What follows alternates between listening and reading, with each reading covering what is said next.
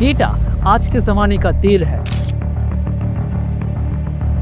Political propaganda से लेकर election manipulation और इकोनॉमिक इन्फ्लुएंस सब डेटा के जरिए ऑपरेट होते हैं। अगर हम अपनी 140 करोड़ भारतवासियों का डेटा कंट्रोल नहीं कर पाए तो यही डेटा एक दिन हमारे अगेंस्ट एक वेपन की तरफ इस्तेमाल हो सकता है।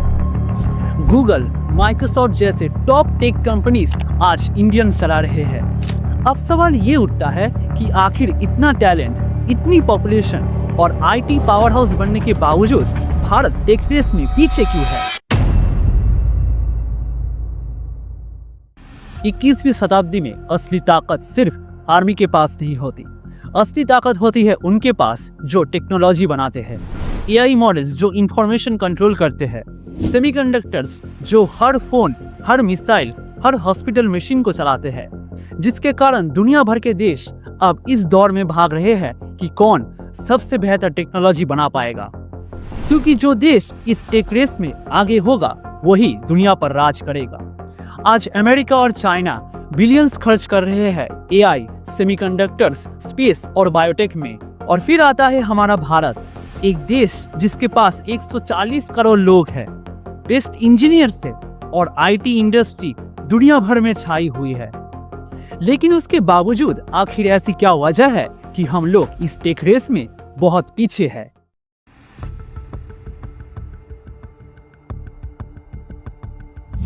टेक रेस का मतलब सिर्फ नई टेक्नोलॉजी या फैंसी गैजेट्स बनाना नहीं है। ये एक इनविजिबल वॉर है कंट्रोल के लिए। जिस देश के पास एआई एल्गोरिदम्स, डेटा सेंटर्स और सेमीकंडक्टर प्रोडक्शन का कंट्रोल है, वही डिजिटल दुनिया के रूल्स लिखता है। यही डिसाइड करता है कि कौन सा कंटेंट वायरल होगा, किस देश की कंपनी को एक्सेस मिलेगा और किस देश की इकोनॉमी को रेस्ट्रिक्ट किया जाएगा। आज के समय में यूएस के पास दुनिया के 60% से भी ज्यादा क्लाउड डेटा सर्वर्स है। इस डेटा के जरिए वो global economy, social media trends से लेकर मिलिट्री, लॉजिस्टिक सब कुछ कंट्रोल करते हैं। अब एआई रेवोल्यूशन ने इस कंपटीशन को और तेज कर दिया है। जिस देश के पास सबसे एडवांस एआई मॉडल होगा वही दुनिया भर के टेक्नोलॉजी स्टैंडर्ड्स डिफाइन करेगा। ताइवान इसका एक परफेक्ट एग्जाम्पल है। उनका टीएसएमसी दुनिया के 50% से भी ज्यादा सेमीकंडक्टर चिप्स बनाता है। इस एक इंडस्ट्री के बल पर ताइवान आज जियोपॉलिटिक्स में एक स्ट्रॉन्ग पोजीशन पर खड़ा है।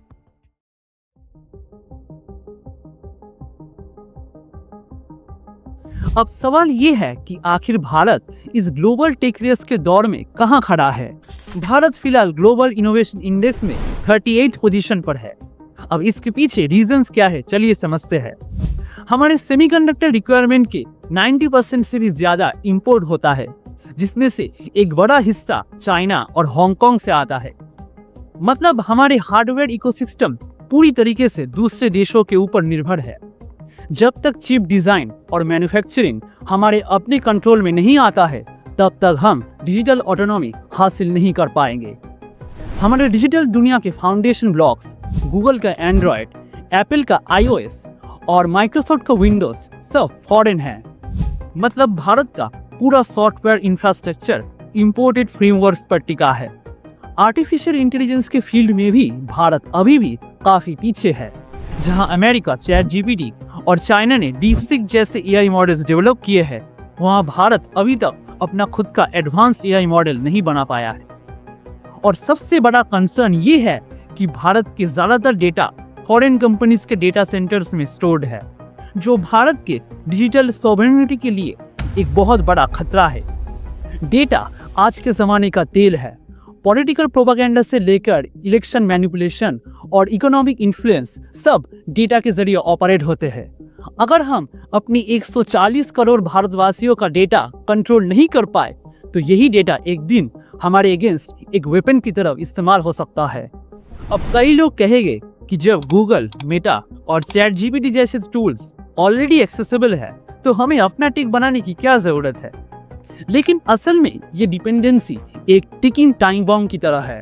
मान लीजिए अगर कल जियोपॉलिटिक्स के चलते कोई सैंक्शंस लग जाए तो भारत का एआई, क्लाउड और कम्युनिकेशन सिस्टम एक रात में रुक सकता है। ये सिर्फ इकोनॉमिक डिस्ट्रप्शन नहीं, नेशनल सिक्योरिटी का सवाल है।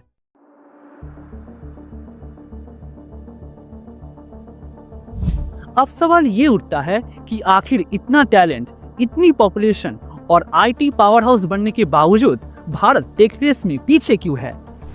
पहला रीजन है हमारा वही बरसों पुराना एजुकेशन सिस्टम, जहां पर क्रिएटिविटी और क्रिटिकल थिंकिंग की जगह मार्क्स और रट्टाबाजी में ज्यादा फोकस किया जाता है। इनोवेशन का पहला कदम फेलियर होता है, लेकिन हमारे सिस्टम में इसी फेलियर को गलती माना जाता है। दूसरा रीजन, भारत के ज्यादातर स्टार्टअप्स फॉरेन के कॉपी से, मतलब कोई रिस्क नहीं लेना चाहता। इसी वजह से हमें फूड डिलीवरी और फिनटेक एप्स तो मिलते हैं, पर क्वांटम कंप्यूटिंग, रोबोटिक्स और एआई हार्डवेयर जैसे डीप टेक इनोवेशंस नहीं मिलते। जहां अमेरिका अपने जीडीपी का 3%, चाइना 2.7% और south Korea 4.8% research and development पर खर्चा करता है, वहां भारत सिर्फ 0.7% खर्चा करता है। इतने लो इन्वेस्टमेंट से ग्लोबल ब्रेकथ्रूज एक्सपेक्ट करना अनरियलिस्टिक है। उसके बाद हमारे यहाँ करप्टेड ब्यूरोक्रेसी और लैक ऑफ सपोर्ट के कारण बहुत सारे टैलेंटेड इंडियंस विदेश में शिफ्ट हो जा रहे हैं। गूगल, माइक्रोसॉफ्ट जैसे टॉप टेक कंपनीज आज इंडियंस चला रहे हैं, मतलब इंडियंस दुनिया का टेक चला रहे हैं, लेकिन इंडिया का नहीं। अब बात ये नहीं कि भारत कोशिश नहीं कर रहा है। इनफैक्ट भारत का यूपीआई आज दुनिया का लार्जेस्ट और fastest real time payment system है, जहां पर हर दिन करीब 70 करोड़ ट्रांजैक्शंस एक साथ किए जाते हैं। आज यूपीआई भारत के डिजिटल इंडिया बनने के मिशन में एक अहम भूमिका निभा रहा है। पिछले 10 सालों में भारत की पोजीशन ग्लोबल इनोवेशन इंडेक्स में भी काफी इंप्रूव हुआ है। उसके बाद सरकार भी पीएलआई और इंडिया सेमीकंडक्टर मिशन जैसे इनिशिएटिव्स की मदद से इनोवेशन और डोमेस्टिक मैन्युफैक्चरिंग की कोशिश कर रहा है। साथ ही में रिसेंटली इसरो ने 180 nanometre based advance semiconductor chip Vikram develop किया है और सर्वम भारत जन जैसे इंडिजिनस एआई मॉडल्स की डेवलपमेंट में अभी काम चल रहा है। अब अगर भारत को सीरियसली टेक रेस में आगे बढ़ना है और यूएस चाइना की बराबरी करना है, तो उसके लिए कुछ मेजर एक्शंस लेने पड़ेंगे। एजुकेशन सिस्टम को रिफॉर्म करके क्रिएटिविटी और रिसर्च को ज्यादा वैल्यू देना होगा। रिसर्च एंड डेवलपमेंट में जीडीपी का कम से कम 2% खर्चा करना पड़ेगा। डीप टेक स्टार्टअप्स को फंडिंग, टैक्स ब्रेक और कम ब्यूरोक्रेसी देनी होगी और इंडियन डेटा को इंडियन एआई के लिए यूज करना होगा, न कि फॉरेन मोनोपोलीज के लिए। और सबसे जरूरी, हम सबको इंडियन प्रोडक्ट्स को सपोर्ट करना होगा। जैसे कि आज से कुछ साल पहले वो ऐप लॉन्च हुआ था, जो कि ट्विटर की तरह भारत का खुद का सोशल मीडिया प्लेटफॉर्म था, लेकिन सपोर्ट ना मिलने के कारण अंत में जाके वो ऐप शट डाउन हो गया। ठीक उसी तरह रिसेंटली जोहो ने भारत का खुद का माइक्रोसॉफ्ट ऑफिस जैसा सॉफ्टवेयर डेवलप किया है और एक नया चैट एप्लीकेशन भारत में लॉन्च किया गया है, जो कि भारत का व्हाट्सएप राइवल है और वेस्टर्न जायंट सॉफ्टवेयर कंपनीज को कांटे की टक्कर दे रहा है। अगर भारत को सच में आत्मनिर्भर बनना है और विश्व गुरु के स्तर को वापस हासिल करना है, तो इस टेक रेस में आगे बढ़ना बहुत जरूरी है।